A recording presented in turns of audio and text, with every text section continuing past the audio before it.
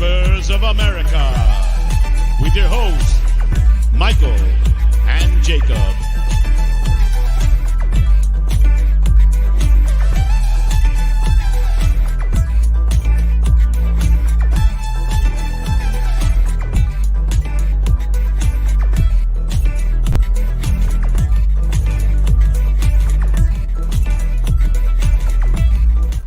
Hello, yes, people. It is Thursday, the first of the. Oh my God, it's the first of the month. I'm actually supposed to pay rent. God, dog it. I gotta pay rent today. I completely forgot. I actually just looked at the time today, but how are you doing? Apologies about the wet hair. No, it is not raining. Yes, I did have to take a shower before the show. And yes, if you're tuning in, you might be like, why is he super early today? What's the deal with that? Well, you know, life is a funny beast sometimes, and I have to go early today. But you know what? I thought it was going to be a shorter show than usual, but sometimes life is funny. It'll find a way of making sure we get to go a little bit longer here. But welcome in, episode 146, and what an episode it is today. Deadline day. Which, why wasn't deadline day yesterday? I thought it ended at the end of the month, but hey, I'm not going to ask questions. But it looks pretty slow, pretty boring, pretty lame. So we'll talk about that. But there's still some things to talk about. I don't know if you forgot. Some may say, Jacob, move on. Stop thinking about it. No. If you've read the poll today, you might know what I'm referring to. Says, who do you think was the biggest dickhead yesterday? Oh my God. For me, Neil Maupay, you rat, you dirty bastard. Again, under 5 minutes and I'm already cursing. But you know what? Sometimes I just got to let you know how I feel. So Neil Maupay, if you're watching this, I'll fight you. How about that? You're a bastard. You need to get your own celebration. A lot of things to look at. James Madison took a clap at him. He took a clap back.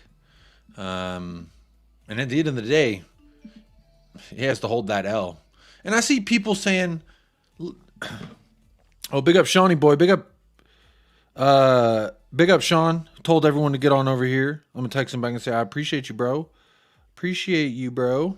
Thank you very much. So big up everyone who's over there with Spurs Talk Show. I know he didn't exactly raid, but sometimes word of mouth raid can still be effective. So big up to those of you that did come on over. But look, before I keep going, before I keep dabbling on about how I felt about yesterday, I do have a very special guest. You know, sometimes these things aren't planned. Sometimes they are. And how fortunate are we that I kind of planned today? How about that? Does that work? Let's welcome out Ash P from Talking Ball. How are you doing? I'm all right. I'm actually quite happy after that second half. So I'm still riding that wave. And, you know, beware anybody who copies Madison's celebration. Clearly, it sets our players off. So I hope it happens in every game against Arsenal, against Brentford. I don't think it matters who it's against. I think that it's going to be an amazing thing because whoever copies that celebration, you know we're coming for you. That's what I'm saying. The last person who did that didn't like the end result. And now, again, the most recent person who did it probably didn't like the end result. And it's funny that he addressed it, but then had to be like, oh, I haven't taken as many relegations. Like, bro, really had to take it there. Like Madison single-handedly has anything to do with it. Look, we'll talk about it. I don't want to get too into it yet. I do have some tweets, and we'll obviously look at what Madison said and what he said. But big up to Spurs GCTV. Says, smash that like button for Jacob. Big up Spurs GCTV. Appreciate the... First of all, appreciate you being a member for 4 months. I apologize. I'm a little bit off of my game today. It is still the morning time technically, and I'm not a morning person. I am a afternoon, evening type of guy. But big up Spurs GCTV. Appreciate your support over the past 4 months. And I think you've been in the chat longer chatting with me. There's also a Mrs. Spurs GCTV somewhere. Hope the whole GCTV family are doing immaculate today. But look, let me say hello to a couple people in the chat before we really get to diving in, because you know I'm going to start cursing. You know I'm going to start saying some... YouTube don't like it when I do that for some reason, but I don't live my life for YouTube, so I live my life for you and me and we and all of us. How about that? But big up Donovan. Donovan, early stream gets the worm. Early chatter gets the fireworks. There you go, Donovan. That's for you. Big up Zapur. What's good, my dudes? Big up Zapur every single time. Daniela Zito's in the house. Is big up Jacob. Come on, you Spurs. West Coast Cacarel. Which you can find some of their merch in the description of this video. He sent me one of those shirts that he designed. It's got all of the USA supporter clubs logos on it, so it's kind of nice. The material's very nice. Big up Tom Martin. Evening, Jacob. Hello, hello. Talking Beer is here. Big up Danny Coys. Came on over from Spurs Talk Show. Big up Archibald. How are you doing? Just printing off a Mape picture for the dartboard. Big up Archibald. Share if you do actually do this. Please share a photo. Would love to see that. Big up Talking Ball. Colin, how are you doing? Big up Deb. How are you doing? Elvis G is here. Big up Elvis G. Evening, Jacob. You're on early today. Shim Tan. Yes, I am. Life dictated as such. Plus, I'll be on El Aqua later, so I can't be streaming into the late. I gotta eat dinner. My wife is making me, so I can't stream all day. But big up Deb says I've not seen Michael ever. Well, you got to go back sometime. But shout out Michael every single time. He is the guy who helped inspire me to start this channel, and we started it together. And you know, life takes you on courses, and he just doesn't really have the time. So. But he's always supporting in the background. He may even hear you say that you've never seen him, and maybe that'll make him make an appearance. We'll find out. Big up Wayne Bonner every single time. Says, "Sup, everyone. Hope you're all doing good after putting Brentford in their place last night." You know, they say a picture's worth 1,000 words, and sometimes a video, I guess, could be 1,000 words per second. Is that who you really wanted? You sure about that? You sure about that, Brentford? Are you fucking sure about that, Brentford? Is that who you wanted? Crunch these fucking beats.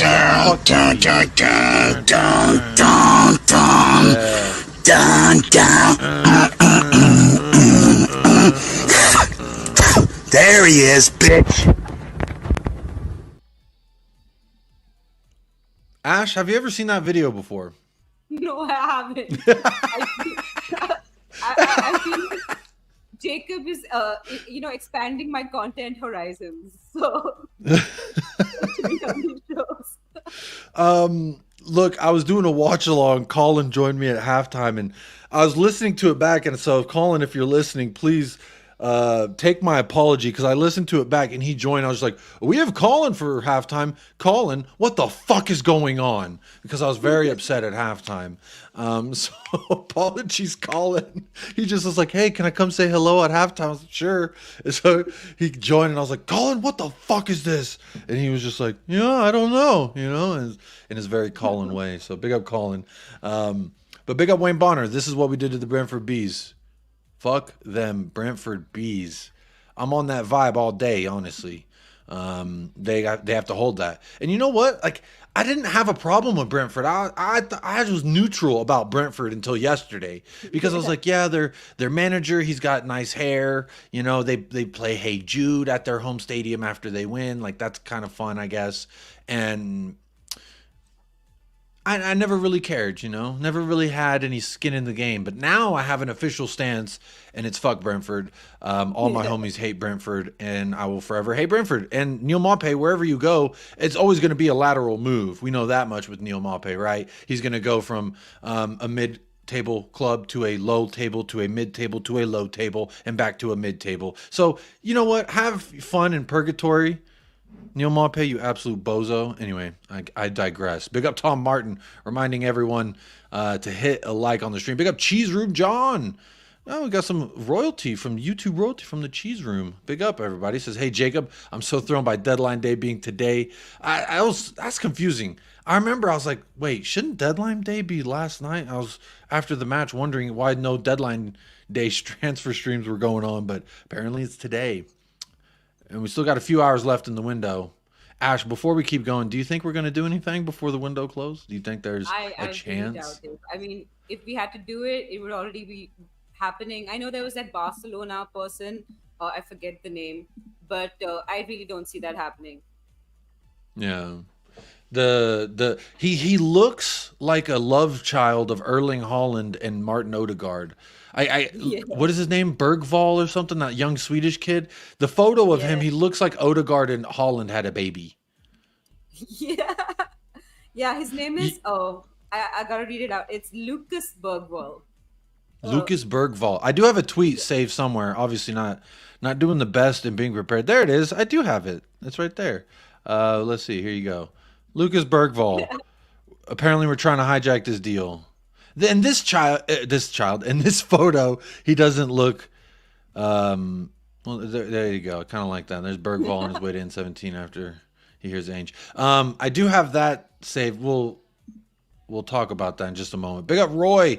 Big up Mark New. Dunkelsdork. Hello. Big up Yakub. Big up to you. Big up Mia W. Ricardo Rodriguez. How are you doing? Says big up my G. All the way from Twitter. How you doing? Cursor's here. Big up. That's a good reminder. Thank you so much, Cursor. To a friendly reminder. Please do hit that like, subscribe, partake in the poll. Let's see what the poll is saying right now. 40, 50. 153. Y'all are voting right now, or my thing's catching up? I don't know, but I see 53 votes now. Who do you think was the biggest dickhead yesterday? And 64% resounding says Neil down for the D Maupe, which that's a fun little nickname I gave him, just a little play on words. And 28% says the referee. And there was a comment from West Coast Cacarel, and I agree with it, because Ash, as soon as I put the poll up, was like, why didn't you put Norgard in there? And I do need I should have put Norgard and Nathan Collins, because Nathan Collins is a bitch. If you watched the watch along yesterday, you heard me profusely scream his name because he was acting. What did you make of Ash? I want to get your opinion here on Nathan Collins, number 22. He's the guy. Just a reminder for everybody. I may have something to share on that. I don't know yet. Hang on one second. No, I don't. Because I didn't want to. Oh, here it is. Actually, yeah, I do. Here you go. Let's see. This is Nathan Collins. He got shot yesterday. Richarlison grazed him like this. Look at that. He grazed him like this, and he got shot. You see him go down like that. So that's Nathan Collins. And then also on Richarlison's little chip goal that he had, Nathan Collins. There looked to be some. I'm not really too fussed about that one, but he was still a little bitch for that. But what did you make of Nathan Collins and Norgard on the day yesterday? Yeah, honestly, with Nathan Collins, like I don't. So it was like Richarlison in the goal. He did kind of like touch him, but it was so light. Like it wasn't even a clip. It was just like a gentle sort of pass, grazing, And I'm sorry, I don't know any human being who falls down from that. Like, physically, in terms of like physics and science, it just doesn't happen. Balance cannot go from that. But clearly it works as long as the contact has been made. If you fall, then VAR will give it to you, and nobody intervened.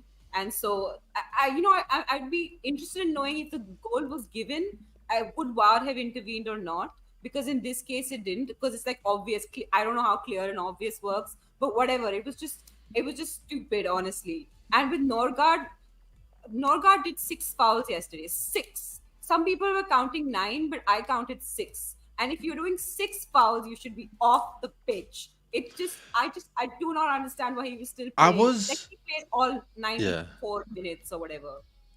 Yeah. And there was even down at the wire whenever they were doing the long throw and as their last little Hail Mary to try and get something going. He was the one doing the long throw, and I was like, I remember saying during the watch along, like, this fucker shouldn't even be out there. What is he doing? Yeah, but he had about 4 yellow cards on the day, but I guess. But the best thing about my Brentford hate was when Jamie Donnelly came on, and that wonderful yellow card. Like I wouldn't have been happy. Very smart. That was a very smart yellow card too. That's a veteran move, because he lost the ball. He was trying to win it back. Clearly wasn't going to get on the other side of him. Pull that motherfucker down. Hey, where are you going? Tactical foul 101. Like it was amazing to see Neil Maupay get taken down. At the same time, Jamie Donnelly earns a wonderful yellow for his team. Absolutely great substitute. Yeah. Good to see him as well. You know, him and Raduski Draguski, they both made. Oh, I guess Jamie Donnelly's already done his home debut, so it was Raduski Draguski's home debut. That's pretty nice. Big up, Faisal's in the house. Mike Doss is in the house. Says Jacob, you fraud. Kim62 is here. Says Jacob, an early stream. I can catch you live. I'm gonna try and do at least one early stream a week because I feel like, you know, I'm doing myself a disservice by always being late. Always being a late guy.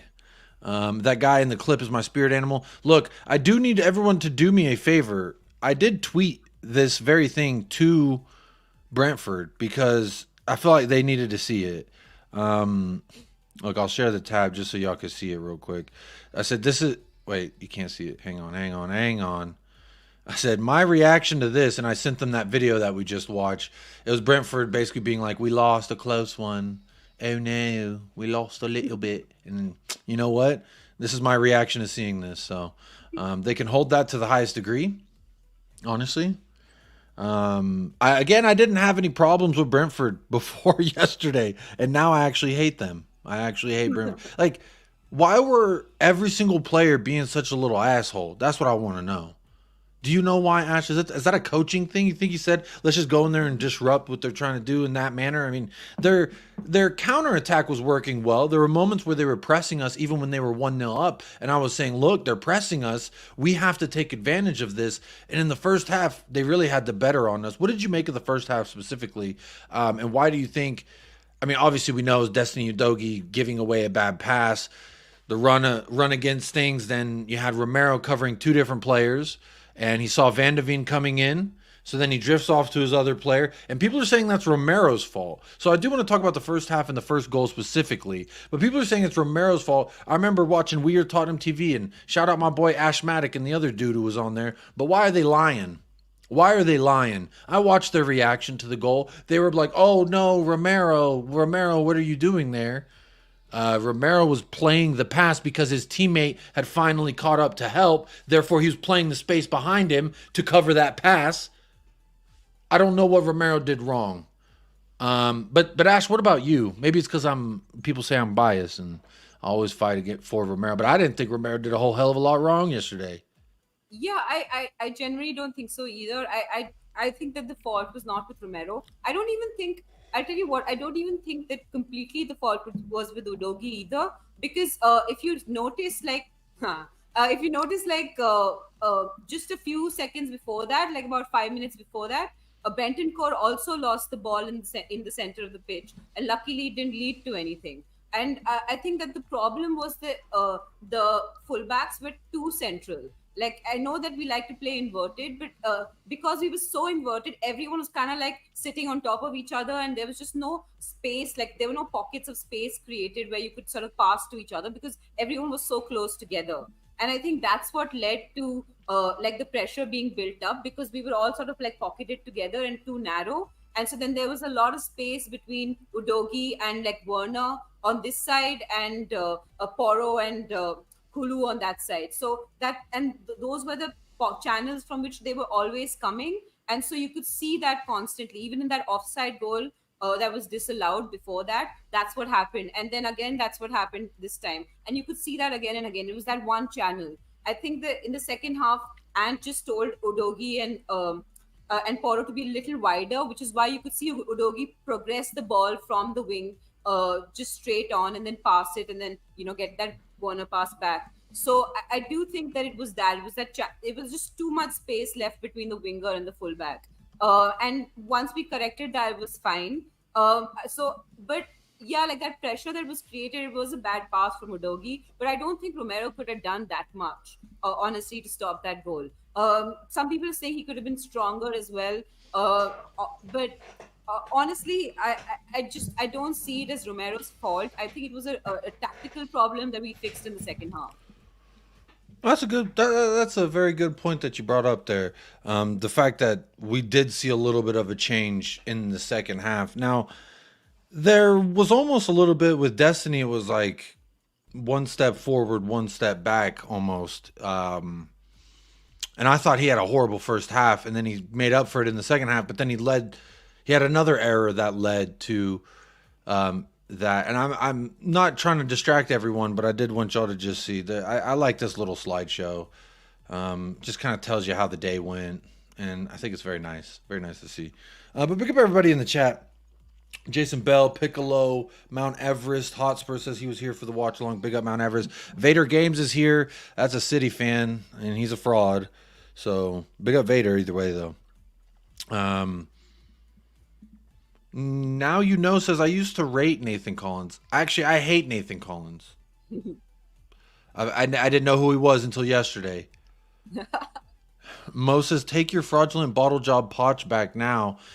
I'm loving Big Ange instead. They made the song for a reason. Real quick side note. What do you think about Pochettino and the whole Chelsea thing? I think he's doing an inside job for us. That's my theory. Yeah, I think his job is to be Agent Poch. He's doing an amazing job. He is living up to his name.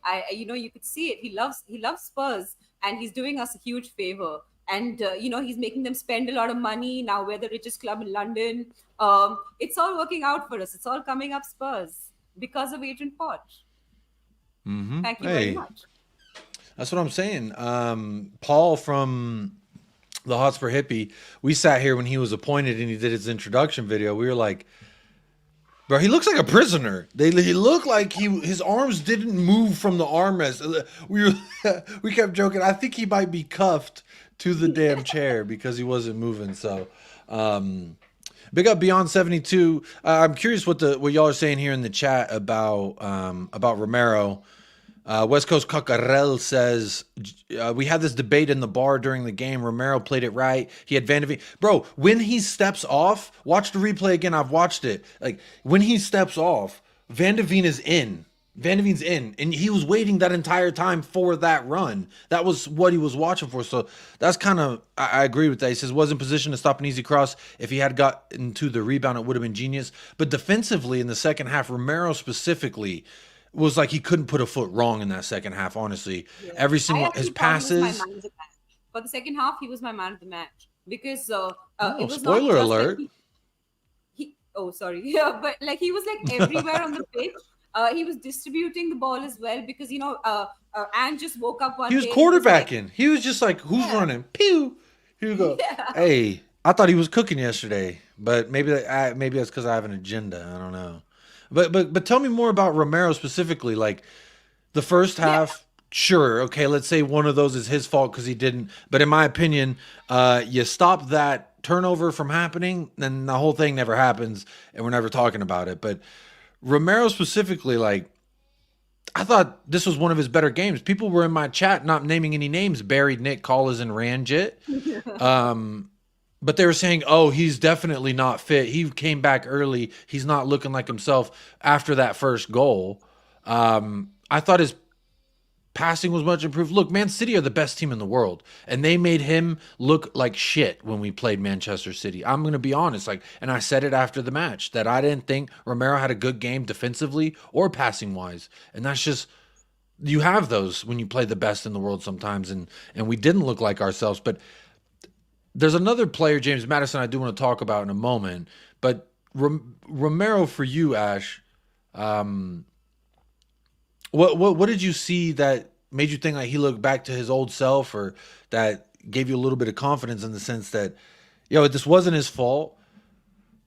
I don't know. I'm kind of lost for words because Talking Beer here says, everywhere I go, there's always someone, Romero's a liability, Romero's this. Rival fans are always taking the piss, Romero's this, Romero's that. And honestly, like, I don't care when rival fans say it because I'm like, yeah, I say the same thing about your dude. You know what I mean?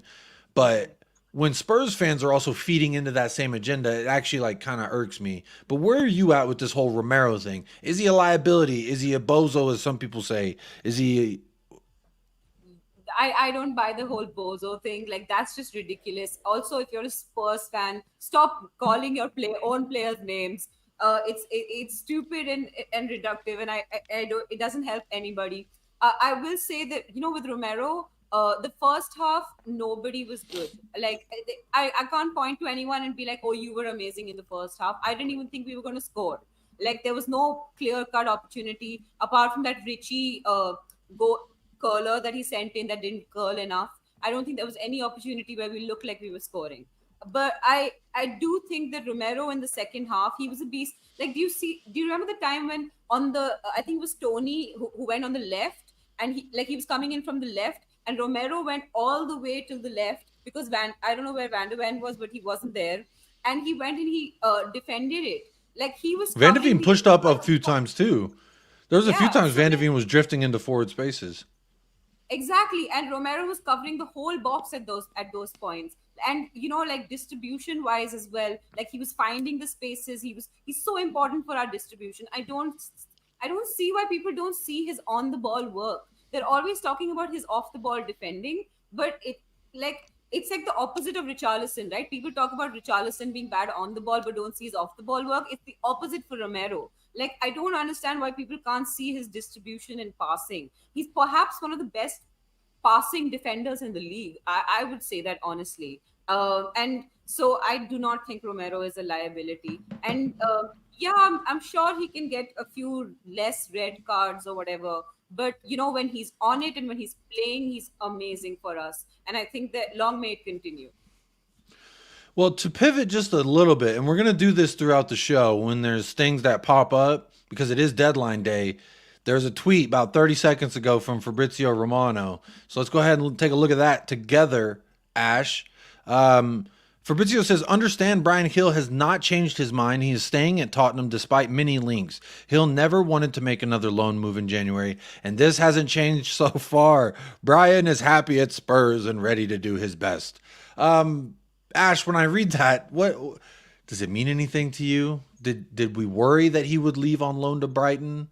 Where were you at with Bryan Gil? I mean, I didn't think he was going anywhere because we had like bigger fish to fry. But I do think that, if he really, really wants to stay at Spurs, he's had 2 or 3 years now to bulk up. Like, that the Premier League is a physical league. Go to the gym, bulk up. But I've been seeing his Instagram recently, and he's been posting pictures of himself working out in the gym with weights. Yeah, he's always at the gym. Yeah, I forgot. I saw someone say kangaroo. This is the Victory Kangaroo. It only comes out for victories. Dubs in the chat for the Victory Kangaroo. Continue, Ash. Sorry. Yeah. And I want to take out a campaign to have Victory Kangaroo merch, because I think that would be awesome. Victory Kangaroo merch. That'd be sick. You should get on that. Victory Kangaroo merch. Who all want Victory Kangaroo merch? Tell us in the chat.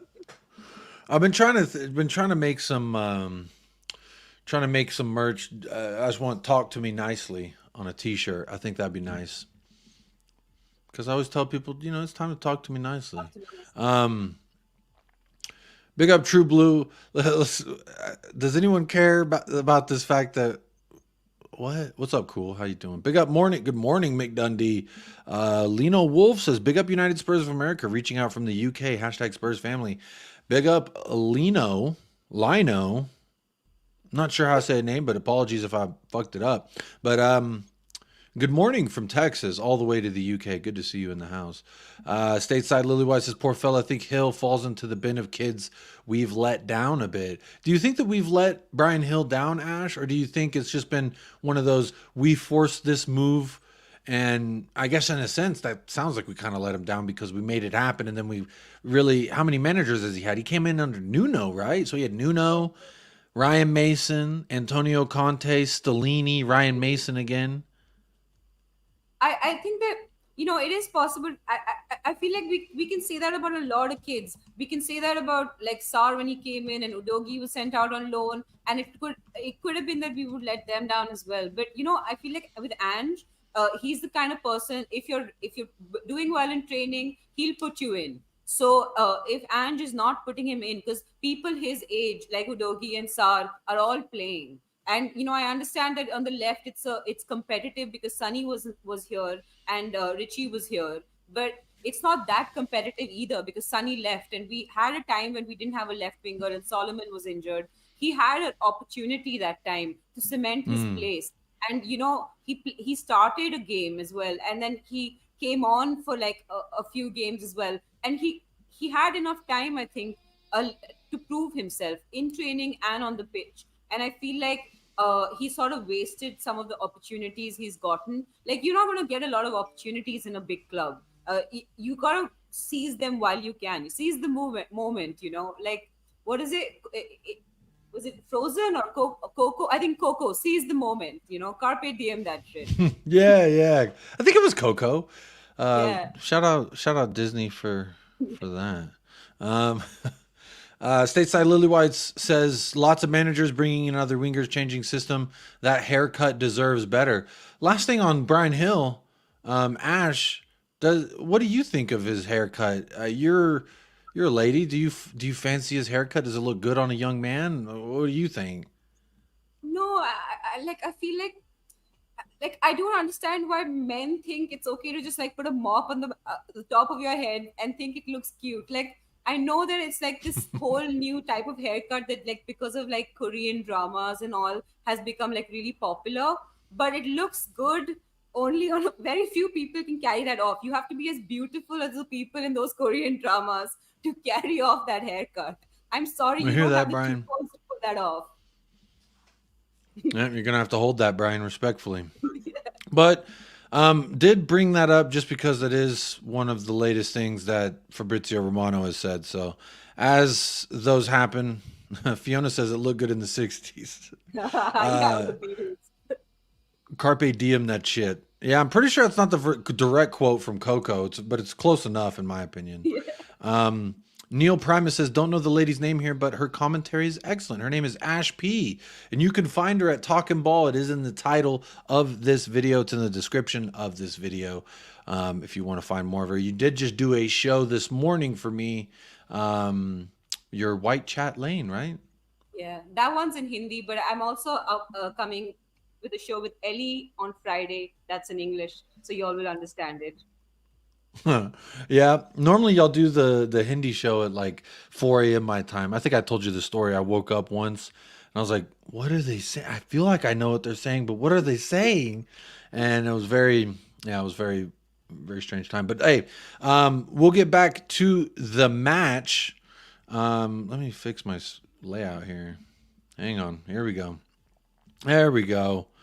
I have a couple of Postacoglu quotes. I didn't look. A lot of the quotes have already been shared around, but there was one that really stuck out to me in regards to the poll and really kind of how I feel.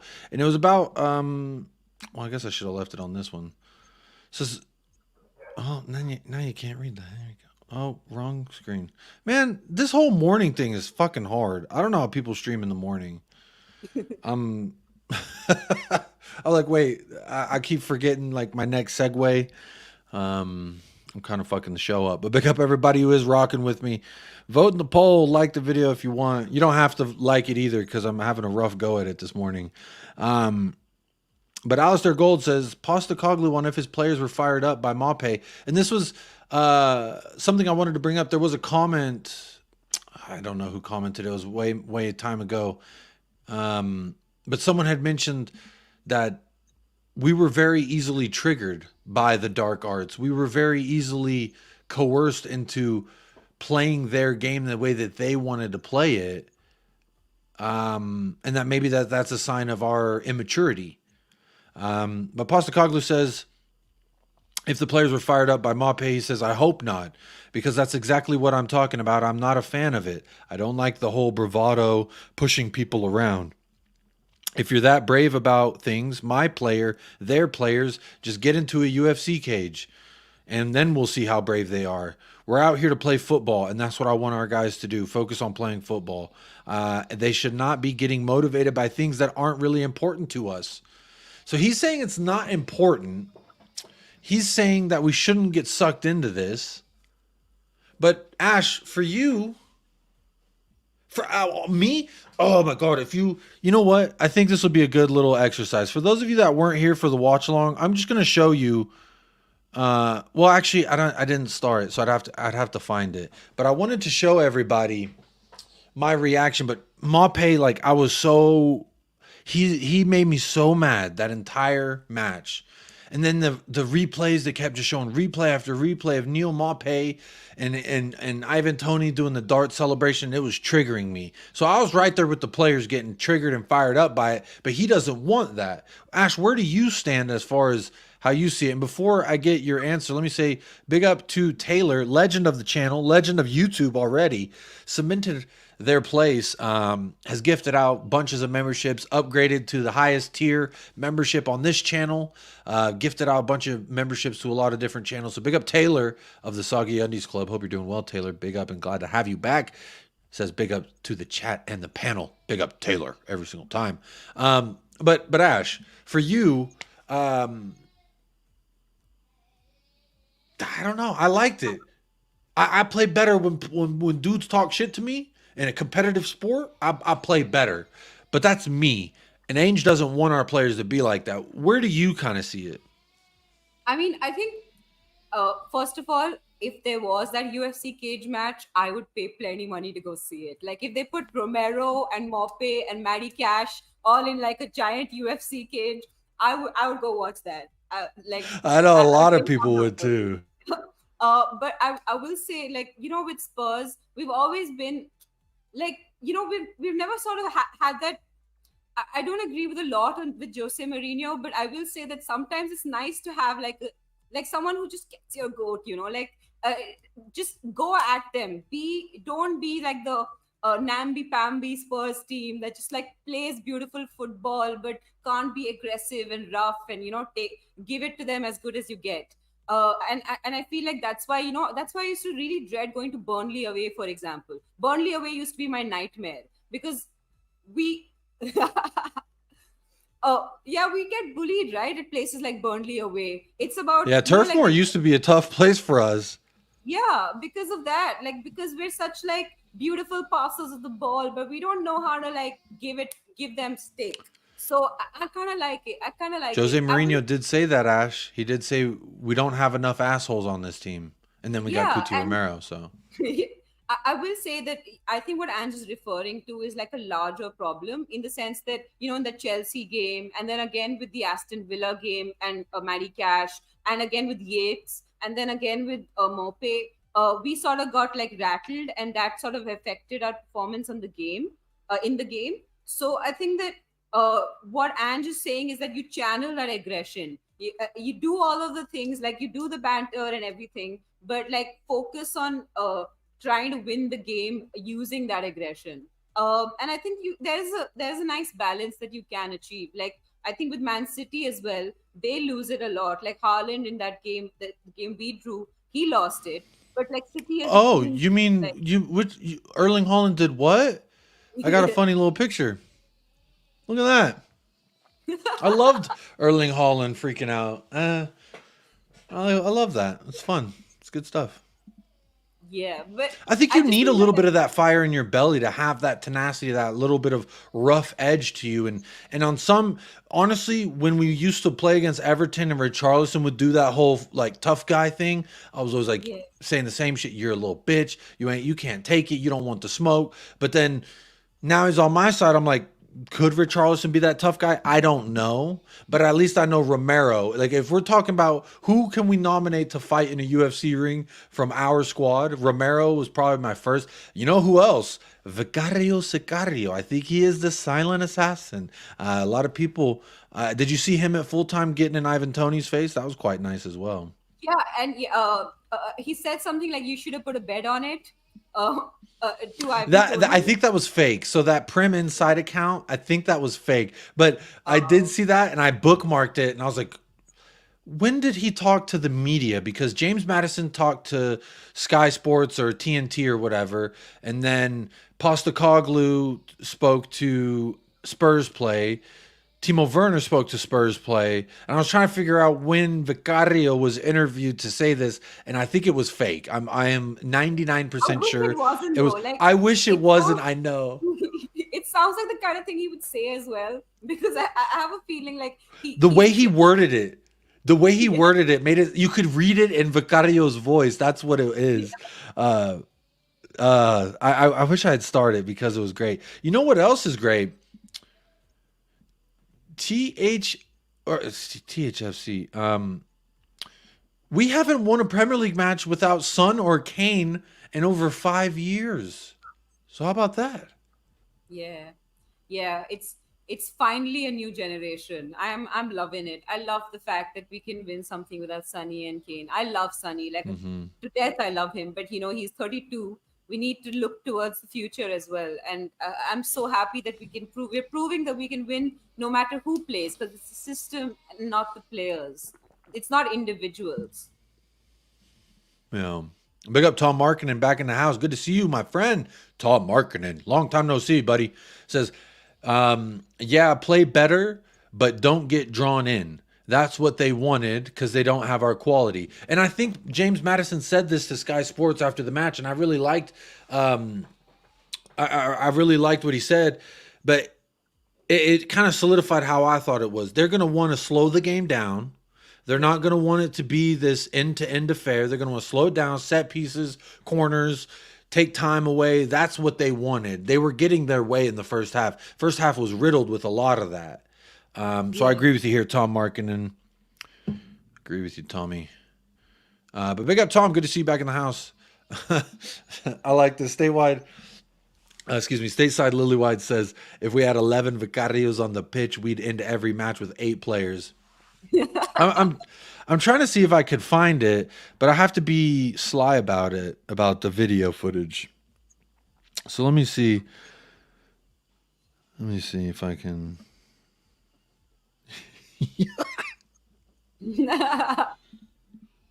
So that's Ivan Toney, but Vicario's the one egging him on. So that's kind of fun. And I also saw this of. I said it. Like to Yeah. Vicario. Yeah, I kind of like that. Big up Dreadlock74 says Big Vic is a geezer. Come on, you Spurs. Poro for lightweight competitions. That might be a good shout for the featherweight. Put Pedro Poro in there. He may not be the biggest, but I bet he can pack a punch for sure.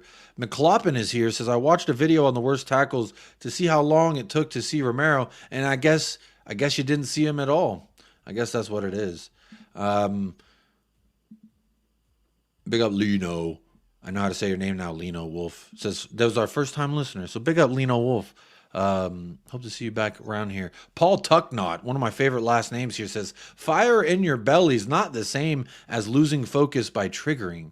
So maybe I'm having trouble differentiating the two, because I just think about whenever I was I would feel like I bought into a little bit of that getting triggered, but it made me better.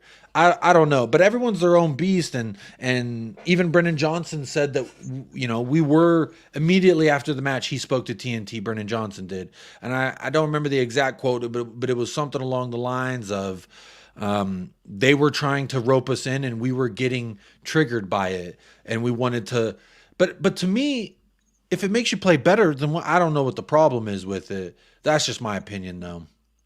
Big up Musings. How are you doing? Who's Connor Bradley?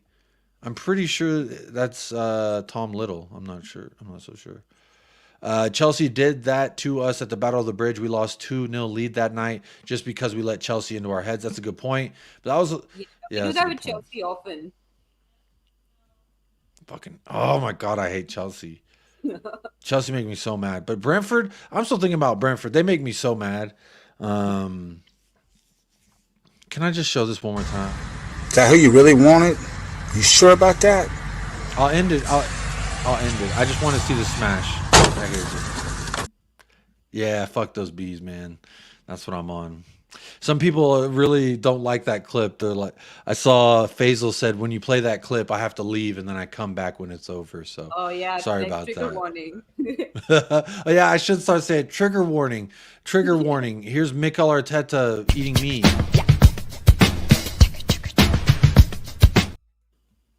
Yep, trigger warning. There you are.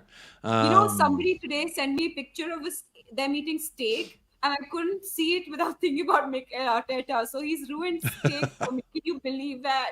Who ruined steak? Oh my goodness.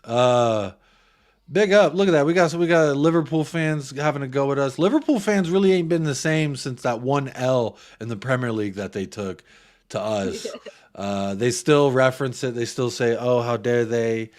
I heard Mike Doss yesterday on somewhere. He's like, we've already gotten 10 apologies and yada yada. I don't know. Listen, Yeah, I don't know why it's triggering. I love the. Go ahead. Klopp is not tired of the Premier League because of Spurs. Okay, I genuinely believe that his meltdown after that moment was when oh wait, I have problems. So some people have thrown out. I've heard this as a long shot for Klopp take his year off and then take Klinsmann's job at Korea and finally get to manage Sonny because he loves Sonny. He's always wanted Son at Liverpool.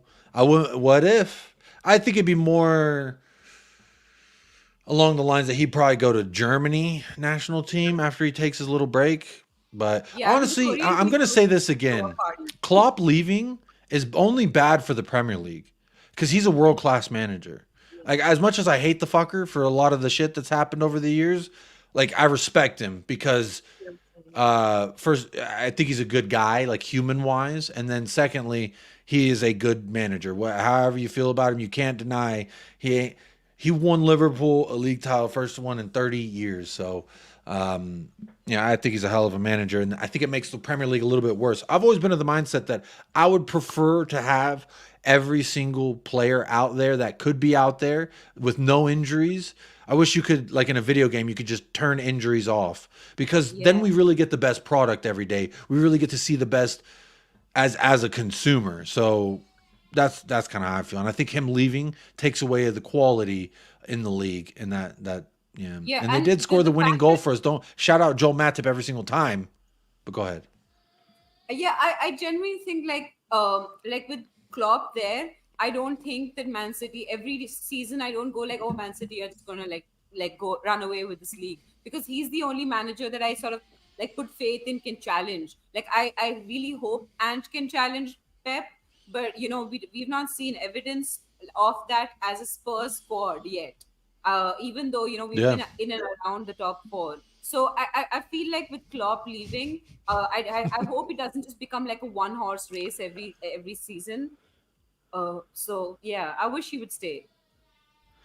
All right, I'm gonna say this. He says, "Why is it triggering? People so soft can't even watch a video of someone eating bee." Look, there are things that ick people out, and I think maybe that could ick if you're allergic to bees, maybe.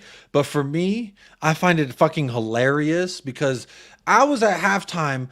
When we look like shit, I was like, "Ange, you have to show this video." Ash, are you triggered by the guy when he eats the bees, and then he spits it? So I actually study insects for a living, so I'm not at all triggered by that. In fact, Arteta eating his steak triggers me way, way more than the bees.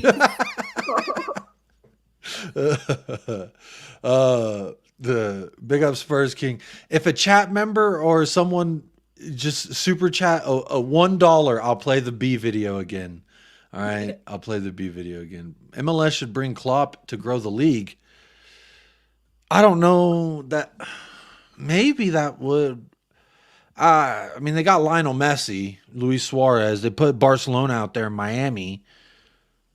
So I kind of want to watch a B video again. I'm on it, if I'm being honest. I'm from the South. I've seen idiots do that live and in person. A beekeeper chomping on a honeycomb covered in bees.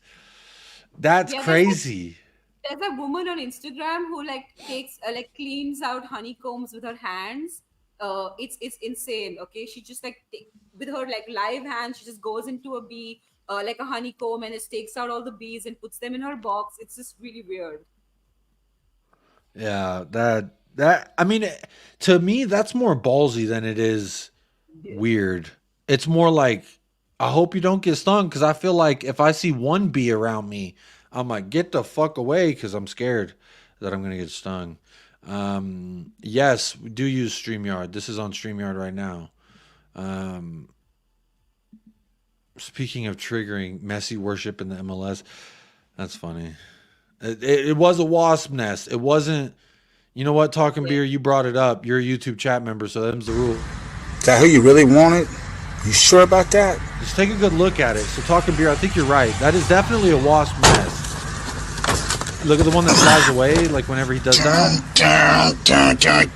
See? And then in his hand, you can see it right in his hand.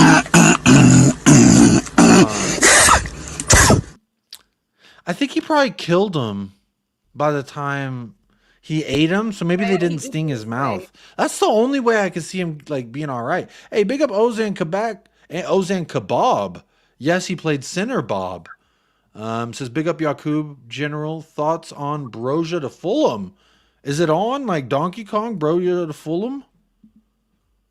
Is that confirmed? Let me see. Let me check. What's Fabrizio saying?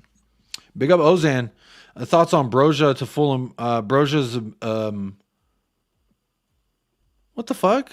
Why is Fabrizio Romano tweeting about F1? He said Lewis Hamilton to Ferrari. Here we go. What is that? Bertrand Troy terminates his contract with Aston Villa and signs with Villarreal. Okay. I don't see anything. Villarreal. I don't see anything. See that Adam Wharton. Oh, here it is. He's right. Look. Armando Broja undergoing medical tests at Fulham right now. That was 30 minutes ago. Big up Ozan Quebec for the first super chat of the day. Big up, my friend. General thoughts. He is an average striker going to an average team. He laughed at Richarlison, but yet this man can't even barely get on the score sheet himself, can barely get game time. My general thoughts. Yeah, go ahead, Ash. What are your general thoughts? So I think that Chelsea just need the money, and I wish nobody would give them the money because they've already spent $1 billion. So everybody stop buying from Chelsea. Let that club drown in its own debt, and like fade away into obscurity, or wherever else they can fade away. Send them to the MLS. They have an American owner anyway. It might be nice for them. And Jacob's just oh, don't here. Well, don't send him here. I would also say this, that Armando Broja, this seems fitting for him. I never really thought that he was going to cut it. Like, he had a decent loan and then he went back to Chelsea and then was shit and then just stayed there and was shit and then had the audacity to call out Richarlison, who actually has 7 goals in 7 games, something he's never done before in his life. I don't know. I think it's funny. And I hope he has nothing but non-success there. I'm sorry. Jackson is playing above you. He's what, like 21? I don't know what. He's like a baby. So you need to hold that.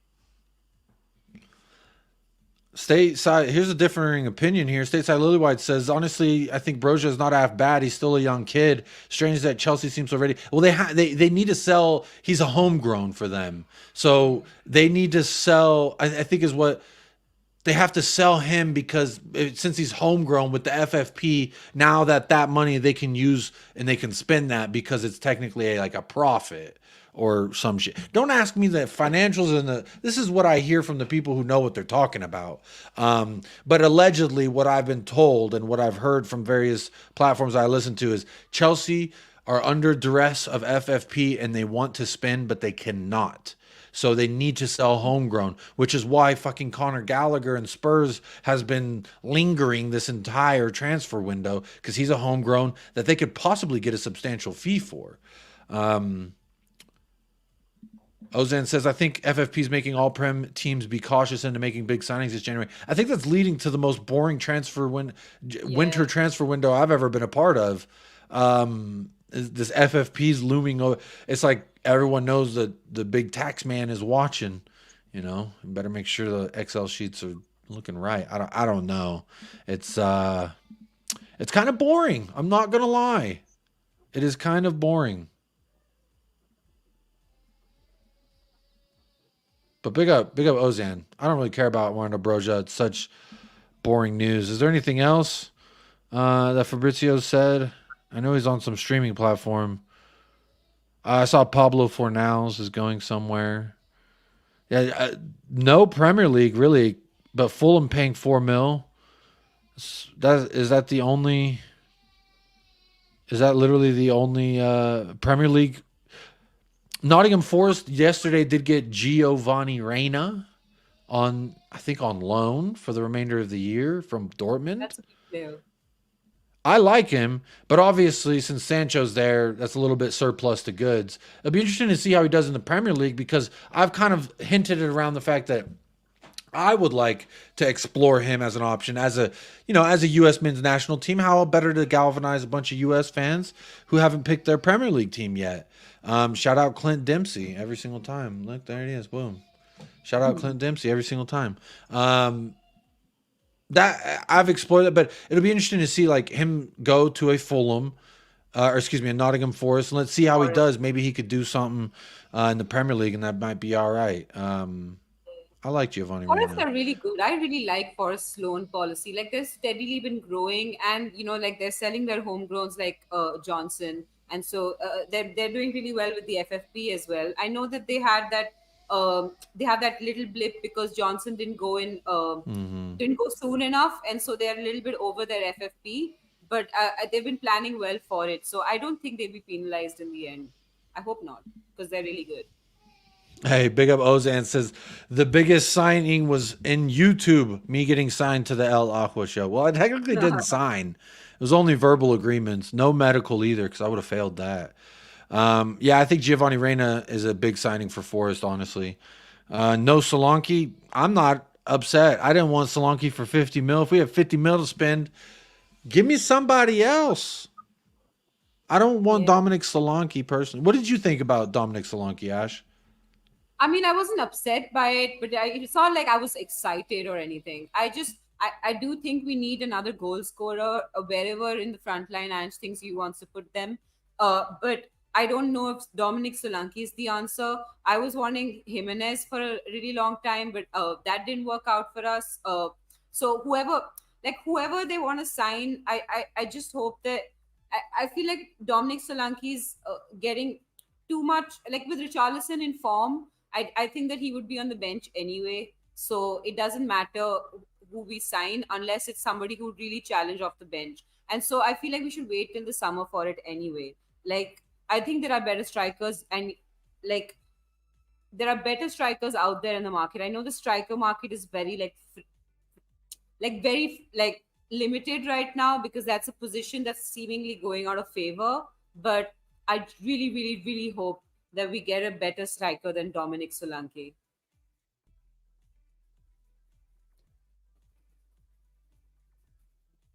Jacob, you're on mute. Muted there. Yeah, sorry, I can hear my son, and he's having a good time in the living room, and I just didn't want his audio to bleed over, so I muted myself. And now I forgot what we were just talking about. Can you remind me? Dominic Solanke. Yes, that to me, the quality of Dominic Solanke isn't of the level that I'm like, yo, that is what we got to go do. Let's get us Dominic Solanke. I think he's in a purple patch right now where he's scoring in an average team and he looks better than average. So naturally, for whatever reason, we get those. I don't understand. And Bader says, for fuck's sake, send Brian Hill to FC Dallas. I think he would do well in MLS. I think he could do well. I think he's okay in La Liga. I think he could do okay in Serie A. I just don't think in the Premier League he's physical enough, Brian Hill, personally. But also, FC Dallas actually did do a deadline day signing. So I thought how poignant to wear a shirt, one, that was clean, and two, they did some business today. So isn't that kind of fun? Apparently you didn't get hate for an MLS team. The Leeds shirt. Yeah, apparently I could. Oh my God! Don't remind. It's sitting over there. I'm looking at. I got out of the shower and I literally was like, man, I wish everyone wasn't so upset about this damn Leeds shirt. I'd wear it right now. It's a nice sunny day outside. Yeah, you never know. It almost turned that show almost turned into a Jacob OnlyFans because everyone was like, "Take off the shirt. I mean, take your shirt. Get one more like." You know, there was like 115 people watching, and I was like, 150 likes. We probably won't hit that, you know. And then all of a sudden, we did hit it, and I think that video ended up with like 250 likes. So to me, that's people saying, "Do not ever wear that shirt again." But maybe I'll have to whip it out and trigger people in a little while. But I'm gonna give it a break. We'll let that one cool off because everyone was pretty upset about that. Big up Hugo, YouTube chat member says, big up Jacob, you absolute fraud. Big up Ash P. on my lunch break, stopping in to hit the like and come on, you Spurs. Love that. Also, Hugo's an Arsenal fan, and he's here hitting a like on the video on his lunch break. He said, fuck my lunch right now. I'm here to support Jacob and United Spurs of America. And he's liked the video. We're over an hour now on the show. All right. Let's see how we're doing on the poll. I just refreshed. There's 89 likes. And 112 votes. So that's about 30 people that voted but didn't like the video. It's suspect way of living. But there are 89 of you who did like the video. So first of all, thank you for that, you beautiful bastards. Yeah, Rick, I was absolutely assaulted for wearing that lead shirt. The whole show just got fucking derailed because I just kept, people were so upset with me about that damn shirt, you know. But c'est la vie. We move. G'day, Jacob and Ash. Did Chewy wet the bed this morning? No, he's just not here. It's too he likes to sunbathe, and this is an early show for him. So the sun's hitting his window right now, and he wants to go lay in the sun. Yeah, Jacob, you didn't pay him for overtime. This morning Yeah. show that you're doing. Yeah. What sort of boss doesn't pay their employees for overtime? Yeah, it's like that meme when it's like your manager texts you and is like, "Hey, we're short staffed tonight," and then you just text back, "Good luck." Oh damn, that's crazy. Good luck. Yeah, like Yeah, that's appreciate Chewy right that. now. He's just like, "Good luck, Jacob. You do you." Stateside saying it seems to bump the channel. Maybe I just need to start wearing suspect kits, and then everyone will. If you wear an Arsenal kit, I will disown you. I would never. I would not. If someone sent that to me, like the Leeds shirt was a gift. They gifted. I didn't. They were like, "Hey, it's on sale," and I know that you said it was a beautiful shirt, so they sent it to me, and I said, "Thank you. I'll wear it on show just for you." And they said, "Make sure I'm anonymous," and I said, "Okay, cool." And I got absolutely assaulted. Maybe I just need to start wearing like a Norwich, West Brom, like they're because I think what it was, people were pissed that I wore an English club. Like you can wear Italian, you can wear French, you can wear Spanish, but you can't wear English Premier League. Like I think that's where people were most hung up. Hey boo, you want to show me something? Is it a poo poo? Yes. You coming to show me a poo poo on stream right now? That is a turd. That's I'm live right now, and you want to show me that turd? I had to. I'm sorry. I mean, it is a funny looking turd. You're right. That's pretty good. Wow. What was I talking about? She just, my wife comes walking in here with the diaper in her hand. She's like giggling. I'm like, what's going on? What is she about to show me?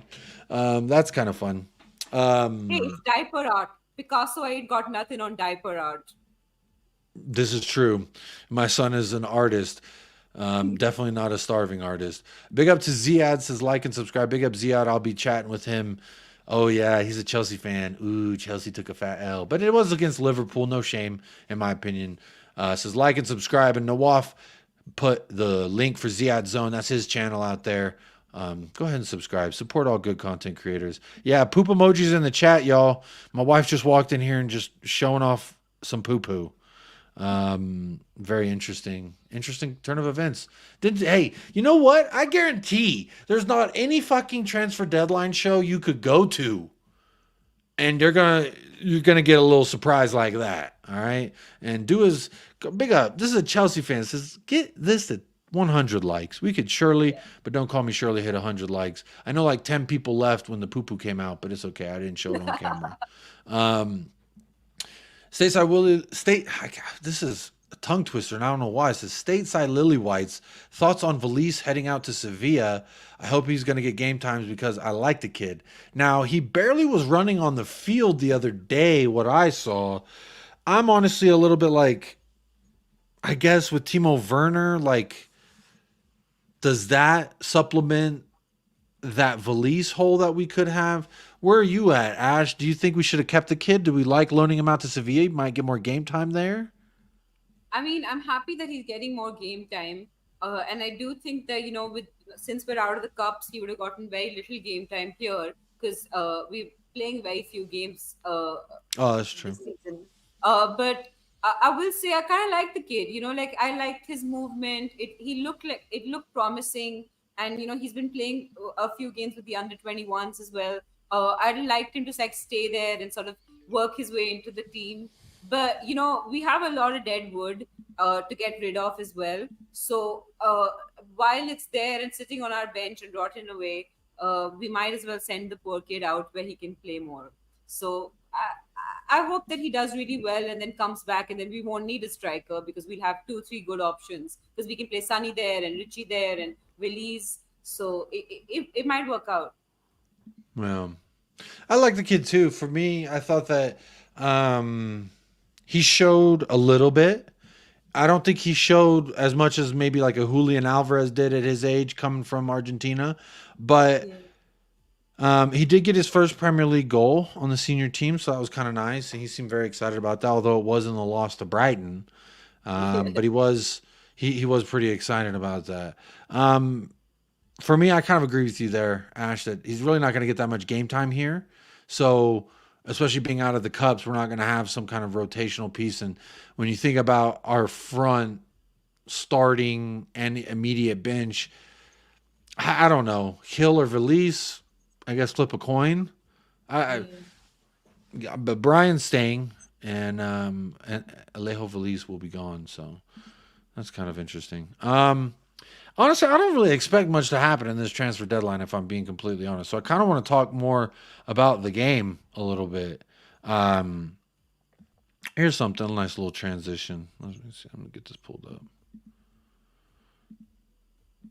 After the 1-0, I was thinking, that can't happen. I'm here, and I think we lose now every game, or what? When I play here, that's not possible. No, but at the end, how we came out of the changing room, how we also the first goal. I think Destiny, when he got the ball, he wanted so badly to score. Even with the second try, he scored then. And also the second goal, I think it was the long ball from the kickoff. Was it at the beginning when you hear the spars? This is the part that I want to get to. Or marching in, it's something really what gives you boost. Well, how to say? I love that he said when you walk in, you hear when the Spurs go marching in. It's that something that gives you goosebumps, and I thought that was kind of fun. That was kind of funny. Goosebumps, yeah, and it makes a lot of. So the first goal, I think.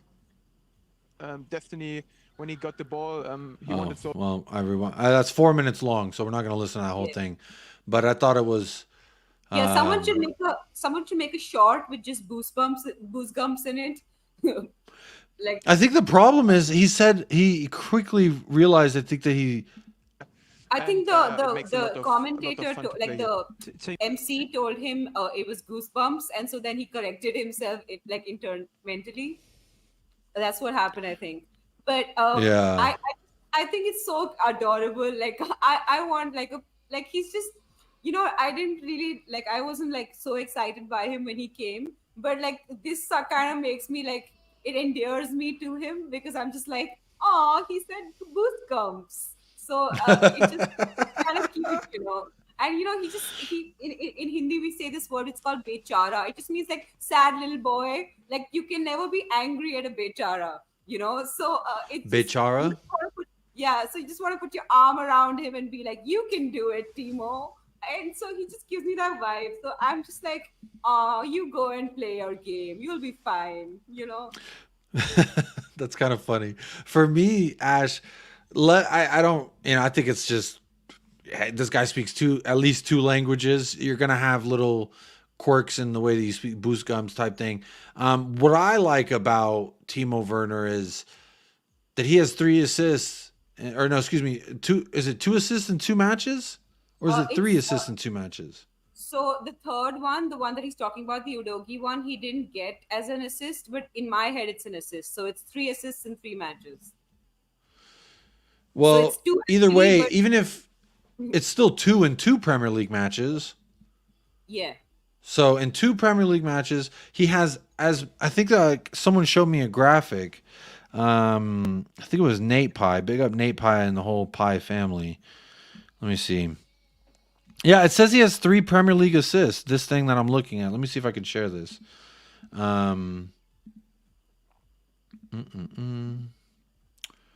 Present. Let me see if I stop sharing that. Let's see if I. Yeah, this. Here we go. Sky Sports put this out. Oh, so then it counted, because I was told that it might not count. Because it did, like, it took a couple bounces, didn't it? It was Udogi, because he passed it to Udogi, and then Udogi shot, it was blocked, and he reshot, and then he scored. I'm going to look it up right now, but this is what TNT put out, that he has as many Premier League assists as Bruno Fernandes. Let's see, let me see the goals. Yeah, it's not saying that they gave him a goal, so I guess TNT Sports is wrong. All right, let me share this. Oh, hang on. I'll share what I'm looking They're at. not wrong. They're reflecting our emotion about the assist. Yeah, I'm looking here to see. I think they only gave him the 1. Yeah, they only gave him 1 assist here. And when you look, if you look here on the left side, when they have the goals, it'll say like assist, and there's assist Timo Werner for the Brennan Johnson. And the Richarlison one, shoot, I'm almost forgetting the Richarlison one. Remind me how the Richarlison one went. The Richarlison one, Madders tried to score, and then it. Oh, that's right. and That was scored. Madison, yeah, and it got blocked, and it fell to Richarlison. He tapped it in. Yeah, it was very nice. And he also did win Man of the Match from Sky Sports as well. Yeah, Richarlison, right? Stateside Lillywise says, I think it's a bit biased that Madison had an 8.2. Not sure he was better than Richarlison or Werner. Yeah, I agree with that. There were points at which he looked slightly rusty, and I thought that Richarlison and Werner had really good games. So, yeah, I'd agree with that. Well, let me see. I'll pull up their numbers here, and so we can compare.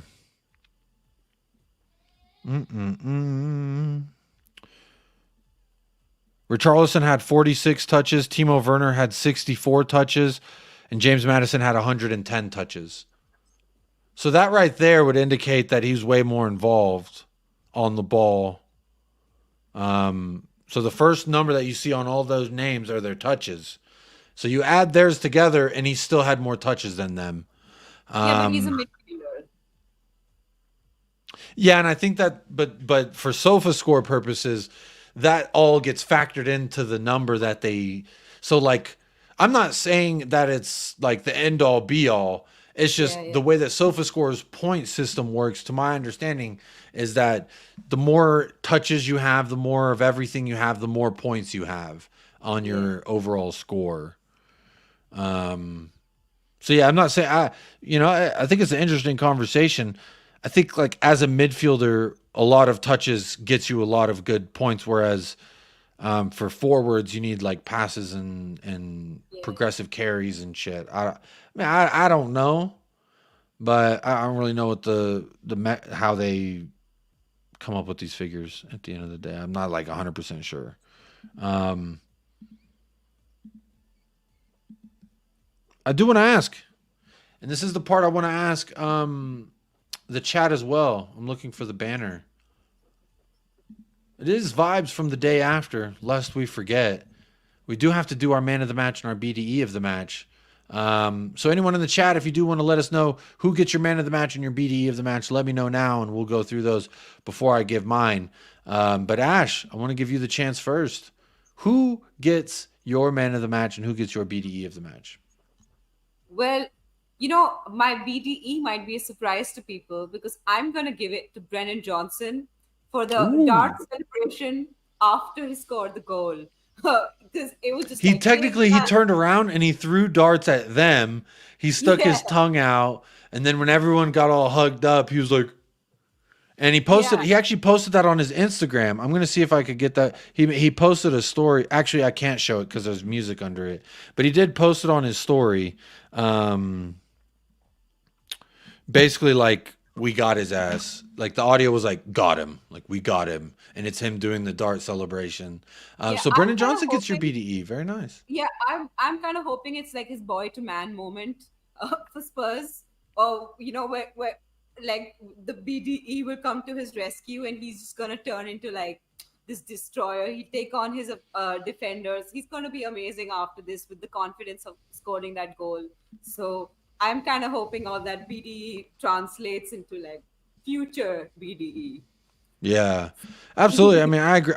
I absolutely agree with you. That I think that I'm hoping this will then propel him to do more because at the end of the day, he hasn't lived up to everyone's expectations, but also like I don't really know what my expectations were of him, other than I want to see him have a dynamic that we could use, and the speed was what I was told. His pace was what I was told we'd be able to utilize. So, for me, Ash, that's not a bad choice. It's not bad. He did get the goal. He did hit the dart celebration. I like that. That's why he gets your BD. Who is your man of the match? And why does they get your man of the match? I know you might have dropped it earlier in the show, but has No, it I was changed now that we've talked about it? like I feel like there are.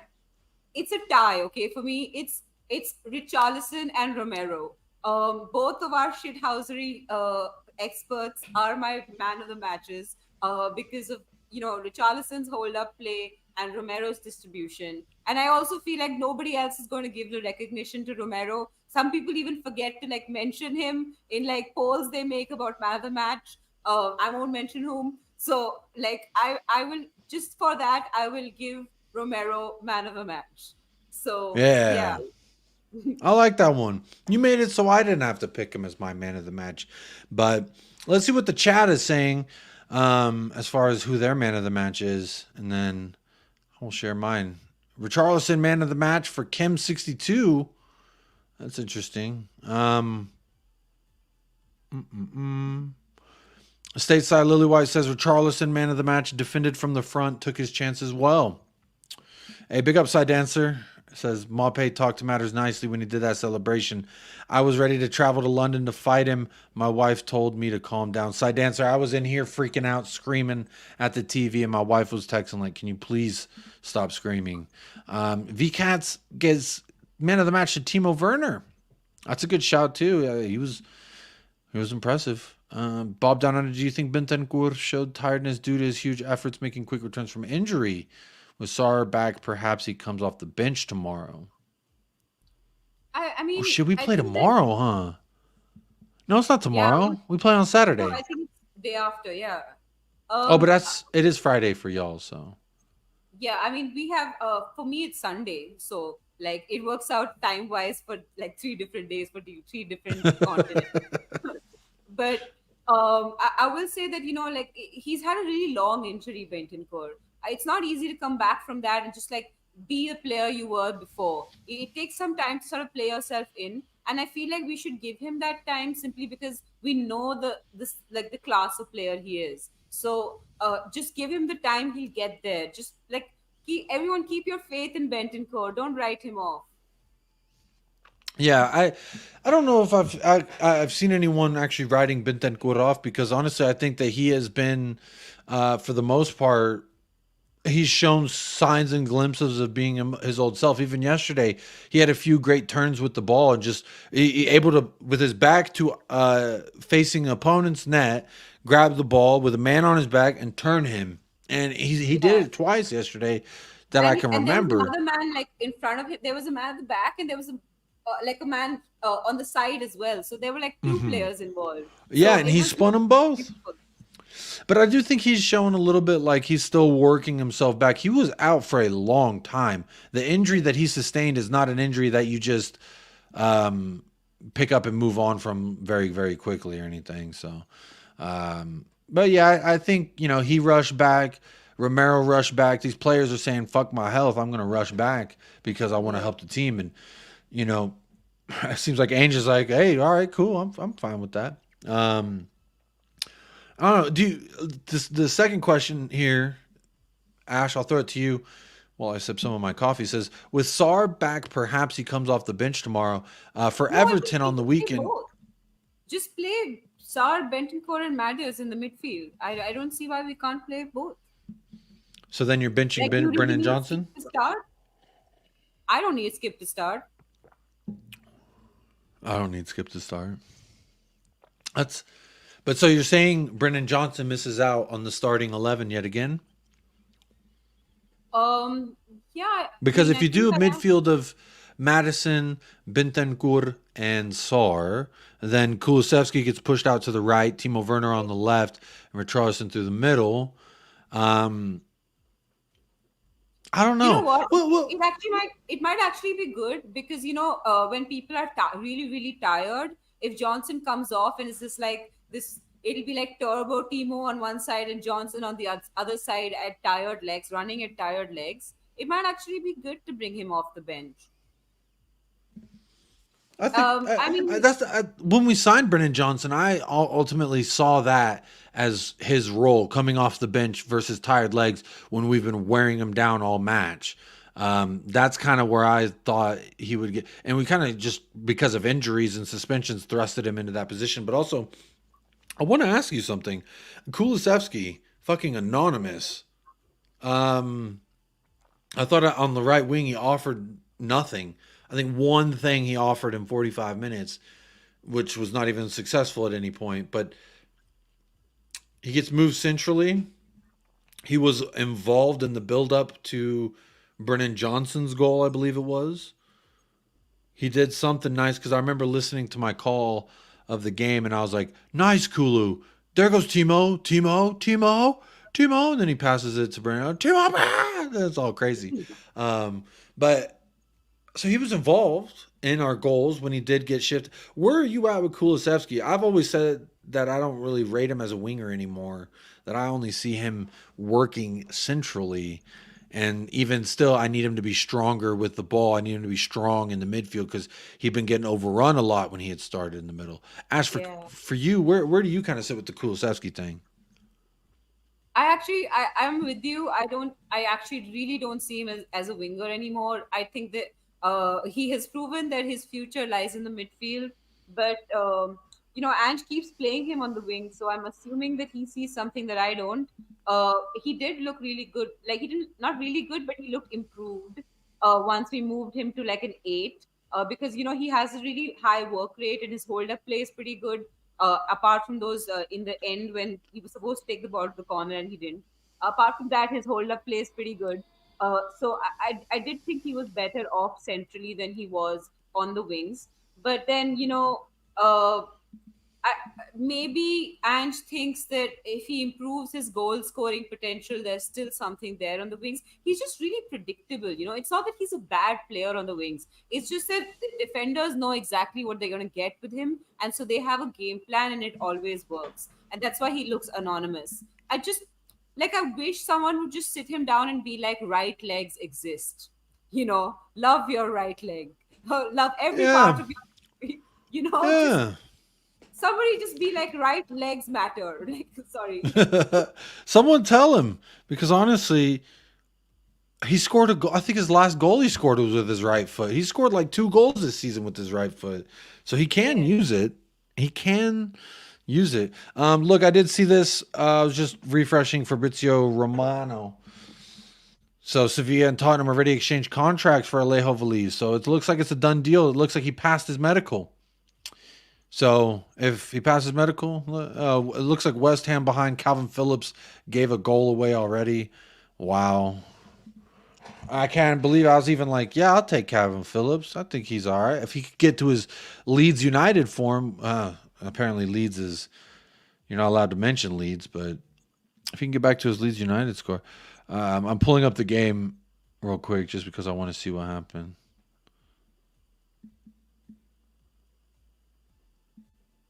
I ain't paying 50 mil for Solanke though. Yeah, I like that there's no buy option for Veliz. What would have been the point of buying him if we were just gonna sell him in Jan? That would have been indictment on him. If that's what we did do. Look, in regards to the Solanke thing, just because I have Bournemouth pulled up right here, I do want to say that, oh, Senesi almost scored. I wouldn't. There's a guy I would take from Bournemouth. I would take that number 22 Semenyo, Antoine Semenyo, I think is his name. Yeah. I like that. I like him. I buy him instead of. I think he would come in and help. I think he plays on the wing, if I'm not mistaken. Yeah, he If does. Solanke gets a hat trick tonight, and we buy him as soon as he. I'm sorry. Like, I think Solanke is a good player, but he's good at where he's at. Like, I think Richarlison was banging goals for Everton, wasn't he? If he was off the bench, that'd be fine. But when you buy someone for 50 million, you're not really buying them to come off the bench, right? So I think that's the Fair. problem. I think this market is so inflated when it comes to strikers. It just makes no sense to get someone for 50 million if they're going to be on the bench. Yeah, I wondered how much of that was like inflation because, we always say, oh, price tag, the player can't help it. That's not his fault.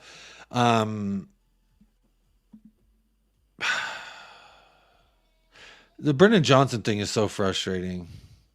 The Brennan Johnson, because he's not good enough yet, and it's like we spend a big money, so it's like I need you to be good now, but he's not, and yeah, I don't know where I kind of stand with that whole thing yet. I've said that, give him some more time before I really write him off. I think the jury's still out, but hey, that's now 2 goals in the Premier League. I think 4 assists. It's not like he Yeah, those scored are good worldy of numbers. goals. That goal that he scored was him getting in a good position and finishing it. It'd be really hard to miss a shot from there, but you do have to work yourself into getting into that position. So Hey, I don't know. Jacob, you've not seen Timo Werner versus Leeds. You can hit the crossbar twice. It's possible. From like point blank distance, you can hit the crossbar twice. It is possible. So Yeah, I get, all yeah, happens at yeah. the You're goal. right. There are some great Timo Werner highlights out there. You are right about Yeah. that. Well, look, I want to go ahead and give my man of the match and stuff for the game. For me, my man of the match. I got to give it to Romero. You gave it to Romero, I'm giving it to Romero. Because honestly, I'm so tired of people saying that he wasn't good, that he's not fit, that he rushed himself back, he's scared of the Dragon taking his starting. A lot of people saying, bench Romero, I want to see Van de Ven with Dragon. And for me, he yet again showed why he's a different gravy. So yeah, I'm taking Romero as my man of the match. I don't think he was at fault for that goal either. I think when you look at his numbers, he had almost 100 touches, 87% passing, long balls, dribbling. I thought defending-wise, he was getting stuck in very well without giving away fouls. These are the things that everyone's been saying. I need to see this from Romero. We need to see him being composed and making smart tackles, not rash challenges. And I thought he did all that yesterday. So, for me, Romero, Kuti, can't you see, is getting my BDE of the match. I'm giving it to the entire squad that was out there in that second half. And I know that sounds lame, and I've never done that before. But I really just want to commend them all for, one, like, replying back in the most emphatic way. They responded, and that's what we've done continually. We get punched, and we respond. We punch, and then we respond. And we've done that well. And yesterday, make of it what you will. I thought it was one of those. They were lucky to have 2 goals. 2 goals of theirs that came off of our mistakes. So, Yeah. when we beat Fulham 2-0, everyone said, I remember Hassam said this to me. He was like, oh, you guys are the most dodgy fucking team, right? Y'all are so jammy is what he said. That's what he said. Y'all are so jammy. You're the jammiest team. You only scored off of Calvin Bassey's mistakes. And I said, well, that's our job, to capitalize when our opponents make a mistake. and we made some mistakes, and they capitalized. They didn't capitalize on all our mistakes, or they would have been up more. I mean, what's his name? Rozerslev or whatever his name is. He almost scored, but he was offside, and then Neil scored, and then there was another time where I think Ivan Toney could have scored and he missed. And yeah, it was a cagey game. I didn't think we looked our best, but we got the 3 points, and at the end of the day, that's all that matters. And then still, we are now 3 points behind. 3 points behind Arsenal, who are supposed to be title contenders. So if they're title contenders, then so are we. And I don't think they are. So I'm not saying we are. But if someone says that they are, we are just as much a part of that conversation as they are, as Aston Villa is. Like they have like really tough games coming up. So I think they play City. I think they play Liverpool. They play a bunch of like difficult teams. I'm not sure of the exact lineup, but it's a hard lineup. So if they're gonna drop points, it's gonna happen now. So those 3 points are gonna vanish pretty quick. That's a good point. And we're getting our players back. No, that's a good point. Very good point. But look, y'all, I think that's gonna do it for the show. We've gone an hour and a half. Big up everybody. I do apologize. It was a early show, so all my Australia listeners, y'all might not even be awake yet. I didn't see most of them, so they're probably not even awake. So if you are watching this now, an hour and a half in, big up yourself right now. I do appreciate you tapping in if you're watching this back on replay. But yeah, for me, Ash, I'm giving BDE to the entire squad who was out there in that second half, because fuck Neil Maupay, man. I hate that guy. Yeah. I don't like Brentford anymore. Can I change my BDE really quick? Sorry.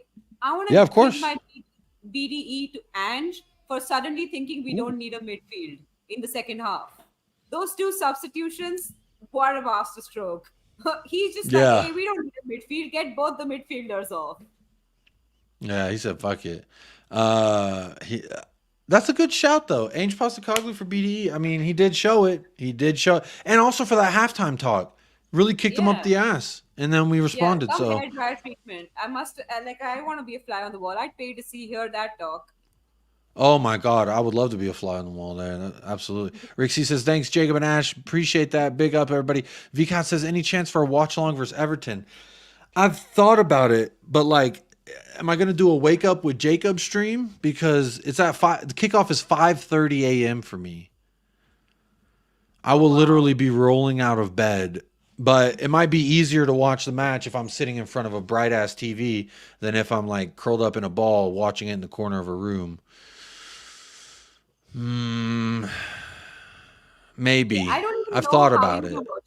I curse like a sailor when I watch the games, so I'm too scared to go on any stream during a game because I was like that for a long time, and then someone was like, "Just do it, Jacob. Just do it," and I did it, and I had a lot of fun. And honestly, it was a lot of fun to do. Yeah. I just have fun calling the game. I have fun talking shit. So yeah, it's a lot of fun. Korea watch along 9:30 Australia. When do they play Australia? What day? You say 9:30. The AM PM. What day? What are we talking about? Yes, Bob Donner says thanks, Jacob and Ash. Yes, sparrows fart for us this morning. I don't know what that means. I don't know what that means. Yeah, I fucking hate Brentford now. Big up Gio Rea in the house as well. Big up yourself. Yeah, I'll let you know. I'll keep you updated. Tomorrow's show, whenever it happens, don't know if it's going to be early or late, or usual time or late or whatever. It really depends on my wife's schedule, but I will make a decision by tomorrow, VCats. Yeah. 9:30 Central Standard Time. So that's at 8:30 my time. Yeah, for me it's 9 in the night. So for you it'd be 9:30 in the morning around. That's how it is with Colin and I. So whatever your time difference is with Colin. Yeah, he's an hour ahead of me. Let me see. When is it? Tomorrow? So then you're 8:30. Oh yeah, 8:30 tomorrow. 8:30 a.m. is Korea versus Australia. Maybe. Oh, Bogdan, I'm not central, Zapur. I'm mountain time. I'm not Central. I'm in El Paso. That's on Mountain Time, bro. It's Jacob yeah. is Thank you. mountain. Jacob is Mountain. I like that. Yeah. Sparrows fart early morning bird He's song. saying it's an Oh. early show. I think. This is a sparrow's fart kind of a show. All right. Bob Down Under. We do have one of our Australian members, and that is Bob Down Under. Big up, Bob. Good morning, man. I hope you're having a great day. So yeah, I see Korea, Australia, 8:30 a.m. tomorrow. Let me make sure. Yeah, Friday tomorrow. Okay. Yeah, Okay. we're all Aussie I'll fans. try to. All- I'll think about it. I'll have to get up early, but yeah. Yeah. Come on, you Socceroos. I mean, I don't know how you all cheer for your team, but whatever it is, go Socceroos. You're going for Australia. Yeah, I just want Korea to lose. 'Cause, You want I mean, Korea to lose? I mean, I want Sunny to win a trophy. As a person with a team that was in that tournament and lost, who I was India. I mean, we suck Okay. at football, but, we suck at football. Who'd y'all anyway, get, and who'd y'all get Australia- knocked out by? They were making fun of India. They were like, how do you have 5 Yeah, billion Australia- people and you can't find 11 players who could play? Yeah, I mean, we're so bad at football. It's not even funny, and it just sucks because we have so many people. Like, why can't one of you play football well? But you know, there's a lot. That's a lot happening there. But Australia is the one that, like, Australia was in our group, so we lost to Australia and then Uzbekistan. So I kind of want Australia to win because, you know, because we lost to them, I want them to go all the way. You know what I mean? As in like a we lost to the eventual champions type of vibe. Yeah. For me, I want to see Sonny lift that trophy. I want to see Sonny have glory leading his country. That's how I feel. Hey, we won a game without him or Kane for the first time in 5 years. So we showed that we could do it. But also, I do have a lot of Australian friends who may be going for Australia. So I feel like either way I win. Because if Son wins, he gets to go further. But if Australia wins, all my Australian friends get to rejoice and they probably have some fun. Yeah. I don't want Sun to lose. I want Australia to win. I feel like those two are very different things. Yeah, you can feel, and you're allowed to feel however you want to feel. There's plenty of people who really don't care about the competition. Yeah. They just want Son to come home. And quite frankly, I love Son too much to say that I don't want him to win or that I want him to lose. I never want Son to lose any competition he's in. That's just because I like the guy too much. But look, y'all, we're going to leave it there. Big shout out to everyone who has tapped in and hit the like button. I saw we hit over 100 likes, so thank you so much for helping us get that. I am going to end the poll, and 68% says Neil Down for the D is the biggest dickhead yesterday, and I agree. He was quite an asshole. But big up, everybody.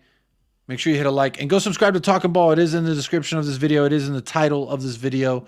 It'll take you 5 seconds to go subscribe, and there you go. Didn't mean to click that, but there you go.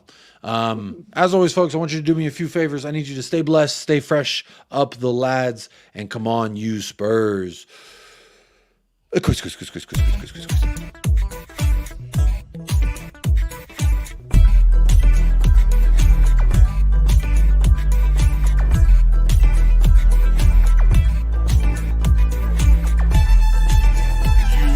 United Spurs of America with your hosts, Michael and Jacob.